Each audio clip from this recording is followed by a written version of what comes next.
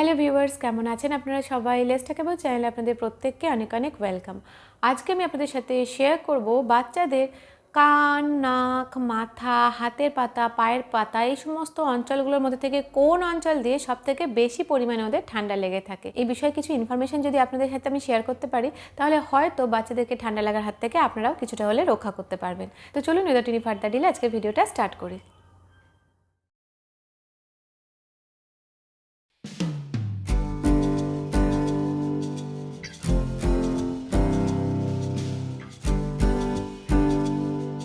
তো দেখুন, শীতকালে বাচ্চাদের ঠান্ডা লাগার সম্ভাবনা বছরের অন্যান্য সময়ের তুলনায় অনেকটাই বেড়ে যায়।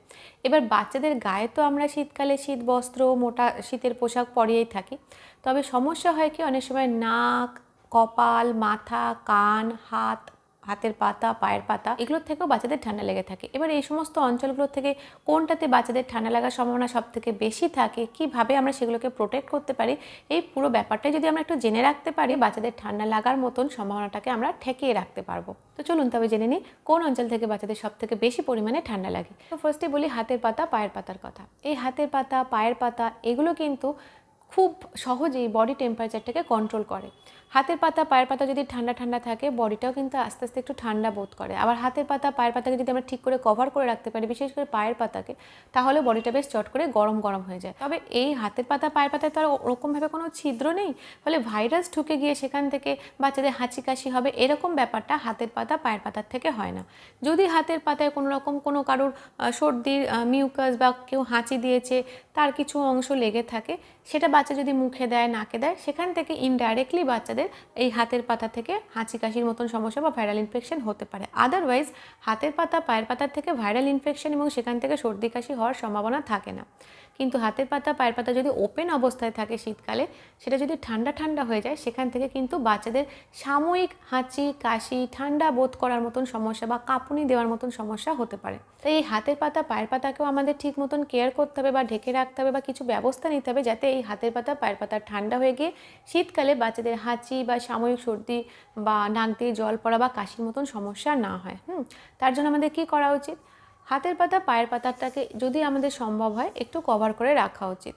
বিশেষ করে যখন বাচ্চা মেঝে দিয়ে, ঠান্ডা মেঝে দিয়ে হাঁটাচলা করছে, বা যখন আমরা বাচ্চাদেরকে নিয়ে বাইরে কোথাও বেরিয়েছি, বাইরের পরিবেশটা বেশ ঠান্ডা, সেই সময় হাতের পাতা, পায়ের পাতা এগুলোকে আমাদের অবশ্যই কিন্তু কভার করে রাখতে হবে। আপনি কিন্তু খুব সহজেই হাতের পাতা, পায়ের পাতা হাত দিয়ে বাচ্চার শরীরের টেম্পারেচার বা বাচ্চার ঠান্ডা লাগছে কিনা বুঝতে পারবেন। যদি হাতের পাতা, পায়ের পাতায় হাত দিয়ে দেখেন যে সেগুলো বেশ ঠান্ডা ঠান্ডা রয়েছে, তাহলে আপনার বুঝতে হবে যে এইবার কিন্তু বাচ্চার ওই হাতের পাতা, পায়ের পাতাটাকে কভার করা দরকার বা ওই অঞ্চলটাকে গরম করা দরকার। যদি সাথে সাথে কিছু এমন না থাকে হাতের কাছে আপনার, যেটা বাচ্চার হাতে পরিয়ে দিতে পারছেন, পাটাকে ঢেকে দিতে পারছেন, তাহলে সেক্ষেত্রে জাস্ট বাচ্চার হাতের পাতাটার সাথে আপনার হাতটা ঘষুন, তাহলেও কিন্তু একটা হিট তৈরি হবে এবং সেটা কিন্তু হাতের পাতাটাকে গরম রাখবে। পায়ের ক্ষেত্রেও তাই, হাতে বাচ্চাকে মিটেন্স পরাতে পারেন বা গ্লাভস পরাতে পারেন, পায়ে মোজা পরাতে পারেন। ঘুম পাড়ানোর সময়, বিশেষ করে রাত্রিবেলাতে কিন্তু বাচ্চাদেরকে মোজা পরিয়ে ঘুম পাড়াতে যাবেন না। এছাড়াও আমরা হাতের পাতা, পায়ের পাতা টেম্পারেচারটাকে ঠিক রাখার জন্য, যাতে বাচ্চাদের চট করে ঠান্ডা না লাগে বা সাময়িক হাঁচি কাশি সর্দির মতো সমস্যা না হয়, তার জন্য হাতের পাতায়, পায়ের পাতায় ভালো করে সর্ষের তেল গরম করে নিয়ে সেটা কিন্তু মালিশ করে দিতে পারি। তার ফলেও কিন্তু বডি টেম্পারেচারটা অনেকটা বাড়ে এবং হাতের পাতা, পায়ের পাতাগুলো গরম থাকে। তো ওভারঅল যদি দেখি, হাতের পাতা, পায়ের পাতার থেকে ভাইরাল ইনফেকশন হয়ে সেখান থেকে সর্দি কাশি, বাচ্চার ঠান্ডা লাগার মতন সমস্যা রয়েছে, বাচ্চার সেই সমস্যাটা বেড়ে গেছে, এগুলো হয় না। তবে এই হাতের পাতা, পায়ের পাতা ঠান্ডা হয়ে গেলে সেখান থেকে বাচ্চাদের সাময়িক হাঁচি কাশি সর্দির মতন সমস্যাগুলো হতে পারে। আমরা কিছু সাধারণ ব্যবস্থা নিলেই বডি টেম্পারেচারটাকে কন্ট্রোল করতে পারবো এবং তার ফলে বাচ্চাদের এই হাতের পাতা, পায়ের পাতার থেকে সর্দি কাশি, সাময়িক কাশি সর্দি এইসবের সমস্যাগুলো হবে না। এবার বলি কানের কথা। তো দেখুন, কানের সামনের দিকেই আমাদের কোনো আলাদা করে পর্দা নেই যে আমরা চট করে কানের পর্দাটাকে ঢেকে রাখতে পারবো। যেমন চোখে কিছু জীবাণু এলে চোখটাকে আমরা ঢেকে দিতে পারি ওপরে পাতা দিয়ে, কানের পক্ষে সেটা আমাদের সম্ভব হয় না। এই যে ছিদ্রটা রয়েছে কানের, পুরোটা একদম ওপেন মতন রয়েছে এবং এই ভেতর দিকে এই যে রাস্তাটা, সেটা কিন্তু সব কিছুই এই কান, নাক, মাথা এই সব দিকের সাথে একসাথে সব কিছুই কানেক্টেড। ফলে কানের ভেতর দিয়ে যদি কোনো সময় ঠান্ডা বাতাস ঢোকে বা জল ঢোকে, কানের ইনফেকশন হওয়ার কিন্তু সম্ভাবনা অনেকটাই বেশি থাকে। সেখান থেকে বাচ্চাদের ঠান্ডা লাগা, জ্বর আসা ইত্যাদি নানান রকমের সমস্যা হতে পারে। তো এই কারণে ঠান্ডা পরিবেশে যদি বাচ্চা থাকে বা যেখান থেকে খুব বেশি হাওয়া বইছে সেখানে যদি বাচ্চা থাকে, তাহলে কানের ভেতর দিয়ে ঠান্ডা হাওয়া ঢুকতে পারে এবং তার ফলে কিন্তু বাচ্চাদের কানে যন্ত্রণা, সর্দি, ঠান্ডা লাগার মতন সমস্যাগুলো হতে পারে। কানের ভেতর দিয়ে যদি জল ঢুকে যায় স্নান করার সময়, সেখান থেকেও কিন্তু বাচ্চাদের কানে ইনফেকশন হতে পারে, ঠান্ডা লাগার মতন সমস্যা হতে পারে। কানের ভেতরেও কিন্তু এরকম সর্দি জমে থাকে অনেক সময়, তার ফলেও কিন্তু কানে শুনতে সমস্যা হয়, কানে প প আওয়াজ হয়, কান বন্ধ হয়ে থাকে। বাচ্চারা এত কিছু হয়তো বলতে পারবে না, কিন্তু যখন কানে যন্ত্রণা হয় তখন কিন্তু সেটা ওরা প্রকাশ করতে পারে। তো এই জন্যেই কানটাকেও কিন্তু আমাদের ঠান্ডাতে প্রোটেক্ট করাটা দরকার বাচ্চাদের। হ্যাঁ, এক্ষেত্রে কী করতে পারি, দেখুন কানে হাত দিলে, কানের পাতায় হাত দিলেও কিন্তু বোঝা যায় যে কানটা ঠান্ডা ঠান্ডা লাগছে কিনা। যদি ঠান্ডা মনে হয় তো সেক্ষেত্রে কিন্তু অবশ্যই বাচ্চাদের কানটা কভার করার জন্য আমাদের কিছু ব্যবস্থা নিতে হবে। ঠান্ডা বাতাসের মধ্যে দিয়ে যদি বাচ্চাকে নিয়ে যান তো সেক্ষেত্রে সবসময় কানটাকে কভার করাবেন, মানে কানটাকে ঢেকে রাখবেন, টুপি দিয়ে হোক বা কানের ব্যান্ড পাওয়া যায় সেরকম ব্যান্ড দিয়ে হোক।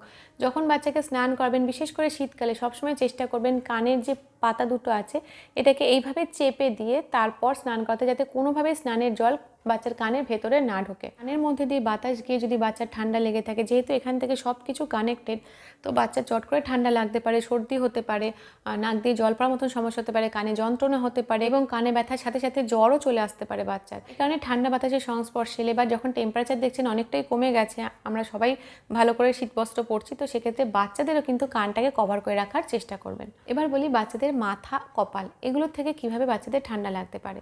তো দেখুন, ঠান্ডা বাতাসের মধ্যে দিয়ে যদি নিয়ে যাওয়া হয় কোথাও বাচ্চাকে, তো সেক্ষেত্রে কিন্তু বা বেশ ঠান্ডা ঠান্ডা রয়েছে, খুব ভালো ঠান্ডা পড়েছে, সেই সময় বাচ্চা ঘরে রয়েছে, সেক্ষেত্রে যদি খুব ঠান্ডা থাকে তো মাথার তালু, কপাল এগুলো থেকে কিন্তু বাচ্চাদের চট করে ঠান্ডা লাগার সম্ভাবনা থাকে।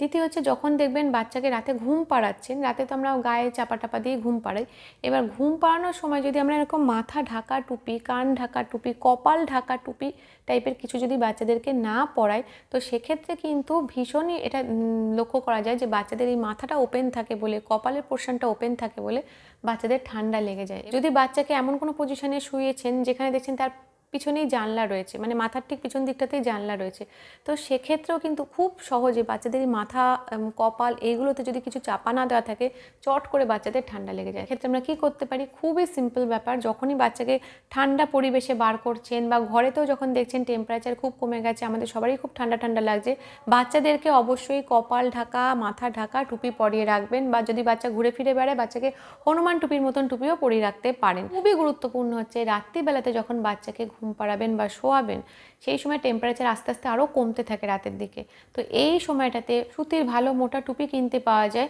যেগুলো একদম মাথা, কপাল ঢাকা থাকে, কান ঢাকা থাকে, হ্যাঁ, সেই রকম টুপি পরিয়ে বাচ্চাকে ঘুম পাড়ান। এতে বাচ্চাদের কিন্তু ওই মাথার থেকে, কপাল থেকে ঠান্ডা লেগে যাওয়ার সম্ভাবনাটা অনেকটাই কমবে এবং সর্দি কাশির হাত থেকে ওদেরকে আমরা বাঁচাতে পারবো। আপনাদের সাথে শেয়ার করব নাক মুখের কথা, নাক মুখ থেকে কিভাবে বাচ্চাদের ঠান্ডা লাগে এবং আমরা কি করতে পারি। তো দেখুন, নাক এবং মুখ এই সবগুলোই কিন্তু এই ছিদ্রের মাধ্যমে একেবারে আমাদের ফুসফুসের সাথে কানেক্টেড। যেহেতু আমরা নাক দিয়ে ইনহেল করছি, মানে প্রশ্বাস নিচ্ছি, আবার মুখ দিয়ে অনেক সময় আমরা হাওয়া ইনটেক করে থাকি, তো এর মাধ্যমে বাতাসে যত জীবাণু রয়েছে সেগুলো বাচ্চাদের নাকের মধ্যে দিয়ে, মুখের মধ্যে দিয়ে জীবাণু তাদের দেহের মধ্যে ঢুকে যাচ্ছে। আশেপাশে কেউ হাঁচি দিচ্ছে, সেই জীবাণু, কেউ কাশি দিচ্ছে, সেই জীবাণু খুব ইজিলি বাচ্চাদের নাকের মাধ্যমে দেহের ভেতর ঢুকে যেতে পারে। নাক মুখ দিয়ে এই জন্যেই সবসময় ভাইরাল ইনফেকশনটা হওয়ার চান্স সব থেকে বেশি থাকে অন্যান্য অঙ্গগুলোর তুলনায়।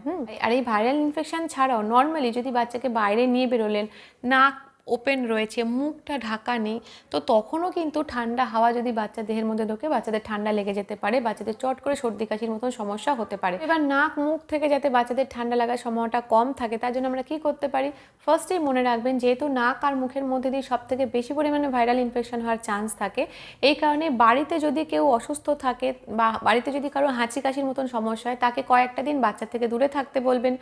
দ্বিতীয় যেটা করবেন, যে বাচ্চাকে অযথা মুখে নাকে হাত দেওয়া, একদম এই যে অভ্যাসটা, এটা একদম বন্ধ করে দেবেন। মানে বাচ্চা যখনই দেখবেন মুখে হাত দিতে যাচ্ছে, নাকে হাত দিতে যাচ্ছে, সমস্ত কিছু ধরে টরে খেলাটেলা করে সবসময় সেটাকে বারবার আটকানোর চেষ্টা করবেন, যাতে বাচ্চার এই অভ্যাসটাই কেটে যায়। তখন যদি বাচ্চার মুখে হাত দেওয়া, নাকে হাত দেওয়া ব্যাপারটা আমরা বন্ধ করতে পারি, তাহলে বাচ্চাদের ভাইরাল ইনফেকশন হওয়ার চান্সটা অনেকটাই আমরা আটকাতে পারবো। 3 নম্বর যেটা করতে হবে সেটা হচ্ছে, ঠান্ডার মধ্যে বাচ্চাকে নিয়ে যখন বাইরে বেরোবেন তখন চেষ্টা করবেন হালকা কিছু দিয়ে বাচ্চাদের নাকটাকে, মুখটাকে কভার করে রাখতে, তাহলে বাতাসটা, যে ঠান্ডা বাতাস বাতাসটা যখন ঢুকবে তখন সেটা অনেকটাই গরম হয়ে তারপর নাকের ভেতরে ঢুকবে, ফলে বাচ্চাদের ঠান্ডা বাতাস বা হাওয়া ঢুকে বাচ্চাদের ঠান্ডা লাগা, সর্দি কাশির মতন সমস্যাটা অতটা হবে না এবং ভাইরাসগুলোকে আমরা কিছুটা হলেও আটকাতে পারবো। 4 নাম্বার আমরা যেটা করতে পারি সেটা হচ্ছে নর্মাল স্যালাইন ড্রপ কিনতে পাওয়া যায়, ন্যাজোক্লিয়ার টাইপের স্যালাইন ড্রপ, একদম নর্মাল নুন জল যাকে বলে, জাস্ট ন্যাজোক্লিয়ার মতন প্লেন স্যালাইন ড্রপ। সেই রকম ড্রপগুলো কিন্তু এই নুন জলেরও কিন্তু একটা জীবাণু মারার ক্ষমতা থাকে। তো এই শীতকালে যে কোনো বয়সী বাচ্চাদেরকে রাতে একবার শোয়ার আগে বাচ্চাদেরকে দিয়ে রাখা যায়, তো সেক্ষেত্রে ওদের নাকটাও পরিষ্কার থাকবে, কিছুটা হলেও জীবাণু সেই স্যালাইন ড্রপটা বা নুন জলটা অনেকটা মেরে দিতে পারবে। তো ওভারঅল যদি আমরা দেখি, নাকের মাধ্যমে বা মুখের মধ্যে দিয়ে কিন্তু সব থেকে বেশি ভাইরাল ইনফেকশন ছড়ায় এবং সেখান থেকে সর্দি কাশি জ্বর ইত্যাদি সমস্যা হয়ে থাকে এবং ঠান্ডা লাগার মতন যে সমস্যা সেগুলো হয়ে থাকে। এছাড়াও খুবই ইম্পর্টেন্ট হচ্ছে বাচ্চাদের মাথাটাকে ঢেকে রাখা, কারণ ঠান্ডা লেগে মাথা কপাল থেকে সমস্যা খুব বেড়ে যায় এবং একইভাবে যদি কানের ব্যবস্থাটা আমরা ঠিক মতো না নিই তো সেখান থেকে ইনফেকশন এবং তার থেকে কানে সর্দি জমা, জ্বর আসার মতন সমস্যাগুলো হতে পারে। আর তারপর আমাদের বাচ্চাদের বডিটাকে গরম গরম রাখার জন্য তো হাতের পাতা পায়ের পাতাকে কভার করতেই হবে। আজকের ভিডিওটা এই পর্যন্তই থাকলো। যদি আপনাদের ভিডিওটা ভালো লেগে থাকে তাহলে এটা লাইক করবেন, শেয়ার করবেন, সাবস্ক্রাইব করবেন আমাদের চ্যানেলটা, আমাদের চ্যানেলের সঙ্গে অবশ্যই অ্যাটাচ থাকবেন। Thank you.